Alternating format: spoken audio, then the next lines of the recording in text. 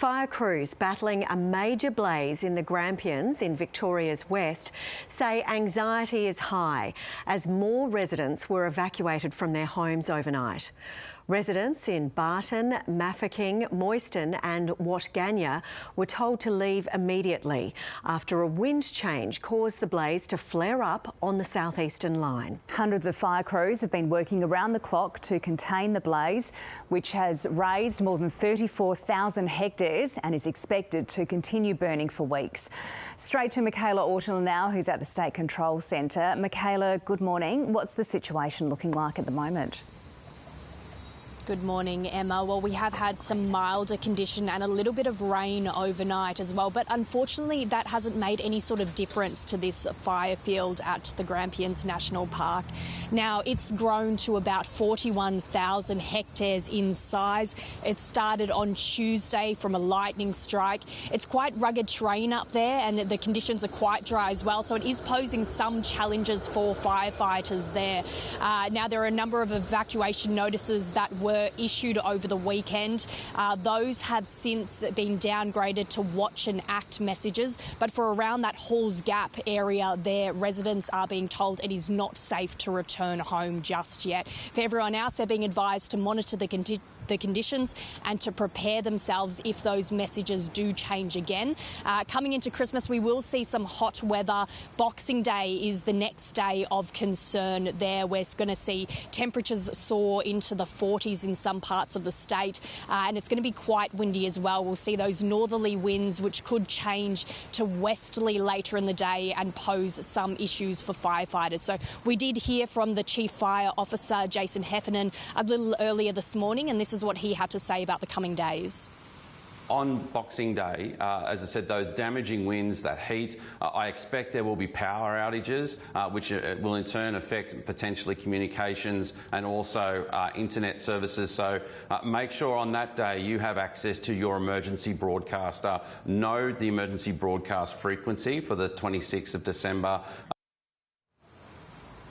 So a very important message there for everyone to download the Vic Emergency app and to stay across that messaging there. We do know that the Halls Gap area is a big tourist destination, so almost 100% of bookings have been cancelled for these areas, which is a massive blow for the local community there. They're calling on the government to provide some sort of financial support. They're reporting that it's costing them about $1.9 million a day in losses. So once this fire does get under control, which could take a number of weeks now, we know that those recovery efforts are going to take so much more time after that as well. Mikaela, thanks for the update. The union at the centre of threats to New Year's Eve fireworks in Sydney has offered the state government a compromise to guarantee the event can go ahead. Miles Holbrook-Walk joins us now from Sydney Central Station. Miles, good morning. What's the union had to say this morning? Well, Steph, it's certainly an interesting offer put amidst some very tense negotiations between the Rail, Tram and Bus Union and New South Wales Government. Essentially, the offer boils down to the union will agree to call off all of its industrial action, which is already impacting train networks and travel across the network, both within Sydney but also intercity regional services as well, on the condition the New South Wales Government makes all travel free. Now, this is something they want to see run until January 7. However, we understand that already the New South Wales Government is fairly uninterested in this offer and doesn't want to accept it. We haven't heard that on the record, and indeed we will see the New South Wales Government's officials stand up around about 11 a.m. today. In the meantime, though, it's this discussion around whether or not New Year's Eve will go ahead or not with the fireworks. Toby Warnes has actually spoken to ABC's News Breakfast and says that he thinks it's entirely disingenuous, the government's approach, and that they ought to accept this peace offering, as they call it. If the government has already said no, that's extremely disappointing, and it shows where their real priorities lie, which is trying to bolster its case in the Fair Work Commission rather than trying to come to a position where we can provide proper services for the festive season. So that's Toby Warnes there from the Rail, Tram and Bus Union. Now, the other alternate option, rather than this peace deal being accepted by the government, is that the Fair Work Commission makes a ruling on these strikes being illegal on the grounds that they'd either cause too much economic harm or unsafe conditions for the public. Now, the government has argued very publicly that the safety of commuters would be jeopardised should trains not run in full service on New Year's Eve. As well, we've also seen business groups, including Laundy Hotels and Merivale, two of the biggest hospitality groups within Sydney, file a separate case to the Fair Work Commission, arguing the economic damage, which would be beyond $100 million, would be too significant. The union, on the other hand, saying that they don't need to proceed with this Fair Work Commission outcome if there is a peace deal, and they've now put one on the table. If the government, as is expected, rejects it, then it all does come down to tomorrow evening, an indication over whether or not the Fair Work Commission rules these strikes are okay to go ahead, or if they will be determined illegal. Steph? Yes, well, let's hope they can come to some sort of resolution. Thank you very much for that update, Miles Holbrook Walk in Sydney. Sticking in New South Wales now, a total fire ban is in place across Greater Sydney and nearby regions, with authorities saying hot and windy conditions have elevated the risk of dangerous bushfires. The ban extends to the Hunter region, the northwest and northern slopes until midnight.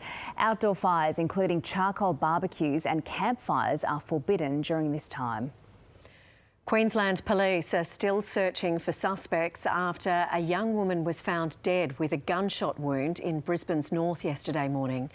Authorities believe the 23-year-old may have been chased down by two men and assaulted before she was shot on a suburban street in Caboolture. Former Brisbane Lions premiership winner is fighting for life after being crushed by an excavator on a Gold Coast property. In a statement, the club says Aaron Shaddock, now a 44-year-old builder, became trapped when the vehicle rolled over. The father of three is in a critical condition at Gold Coast University Hospital after undergoing emergency surgery for severe chest injuries. Victoria's opposition leader John Pesutto will face a leadership spill on Friday after a group of shadow ministers called a special meeting of the party room. The meeting will formally debate another move to readmit MP Moira Deeming into the party room. Once MPs are gathered, a spill is expected, with Shadow Police Minister Brad Batten set to launch a challenge. WA police say officers have seized more than 20 bladed weapons during the first weekend of the state's new life search laws. Under the laws, police can use metal detectors to scan anyone for concealed weapons. The state's Police Minister Paul Papalias says more than 4,000 searches have been conducted, with police charging 35 people. And it was a case of the Grinch who arrested Christmas when this undercover Peruvian police officer took part in a drug raid in Peru's capital, Lima. It's become something of a tradition for undercover police, who last year dressed up as Santa for a similar raid and often use costumes to get closer to the scene without alerting criminals. Police seized several packets of cocaine and cash and arrested 3 people.